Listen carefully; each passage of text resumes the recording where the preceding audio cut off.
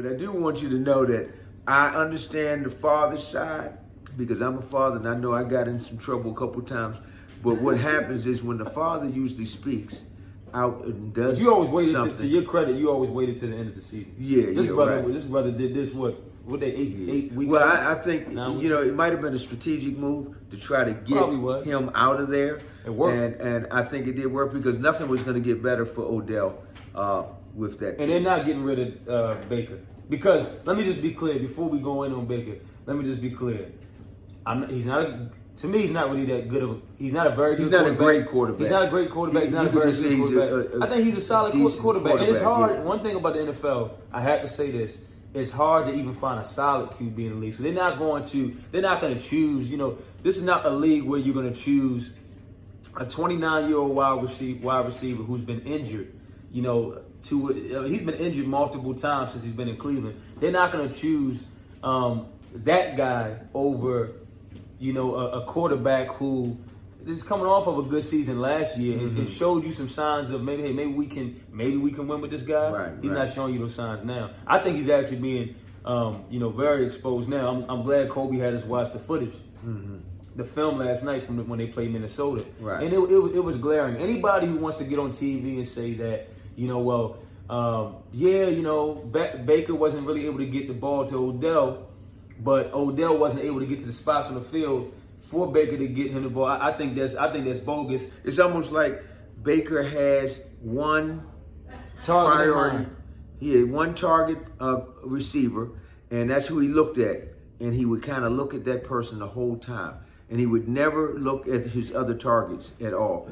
And I think that's just not good quarterbacking. I think that he's not a franchise quarterback where he gets max money. He's not elite. Bottom line, he's not elite. So they'd be wasting their money if they invested that in him. They're going to invest in him because, like I said, it's hard. Like I said, it's not like there's a whole bunch of elite quarterbacks in the league. But let me just say this: based on what we've already seen, based on the film that we were watching specifically last night.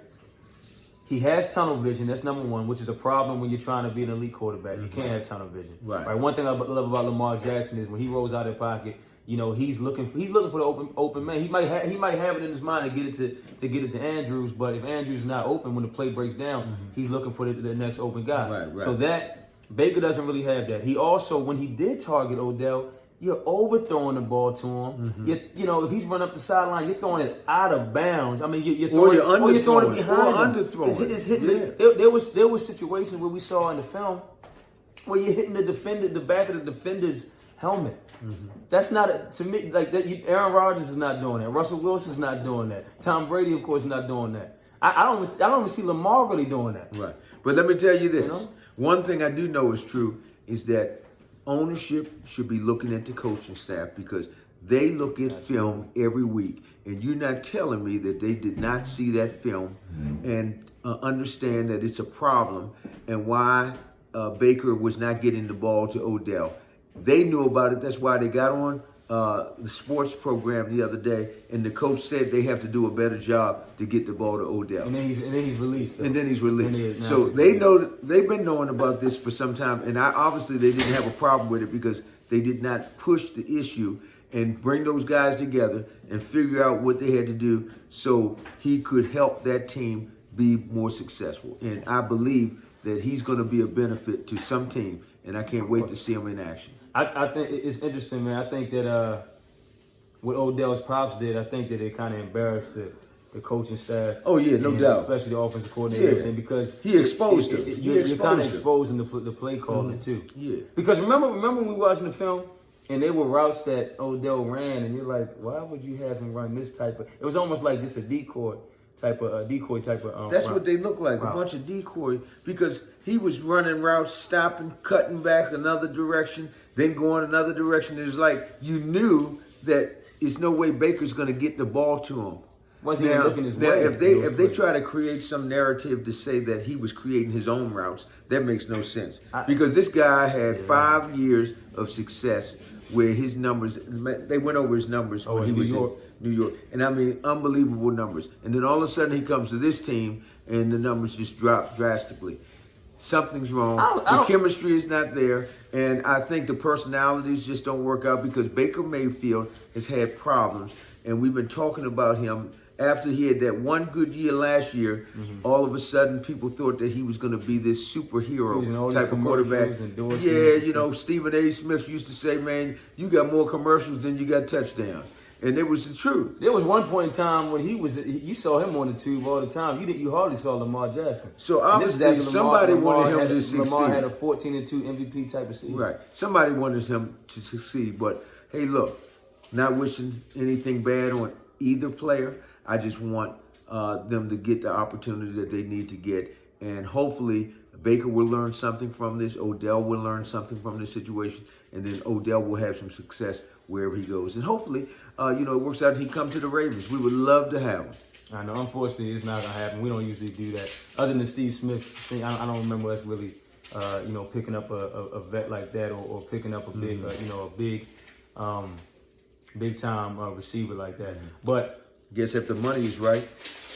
But they're not even in line to get an opportunity. I mean, that's just us talking to Ravens fans. But can you imagine him and Lamar? Oh my gosh! I will say this: I disagree with people who are saying that he's done. Now I understand he's 29. That's not necessarily young as a receiver. I understand that, and I also understand that he's been injured the last couple of years, the last few years he's had injuries. I get that, but I would just personally like to see him get a shot, one more shot with a team that's at least has a fighting chance, and with a quarterback who's going to be able to, get the ball to him, who's not going to throw the ball behind him, where he's going to run back to it or throw the ball, overthrow to him. I think we all know that Baker has a lot of growing to do. He's not who they think he is, and I think he's been proving that this year. He's had a couple good games this year, but outside of that, he's had some real struggles. So the bottom line is, that's their problem. I hope Odell can get what he needs to get back out there because we love to watch this guy in action with the speed that he has and the ability to catch the football. He still has football left. Hey, look, I'm looking forward to him. It's all about the right fit, and I hope he gets that when he goes to the next level. And I'll end on this. One thing I didn't know, I didn't know this until I was watching First Take today. I did not know that these guys were I'm hearing that they were reports that or rumors that they were friends or at least friendly with one another, and that they even did stuff together as families or worked out together in the offseason trying to kind of build the chemistry. That's something that was shocking to me because I just personally don't see it on the sideline really. It would have been nice if it worked for him because, hey, it didn't work out. Quarterbacks and receivers have to be connected. And unfortunately, he's not going to be there with his buddy Jarvis anymore because I know they were tight. And those two together really could have done some great things for this organization. Oh, they have some weapons offensively, but it comes down to your QB, right?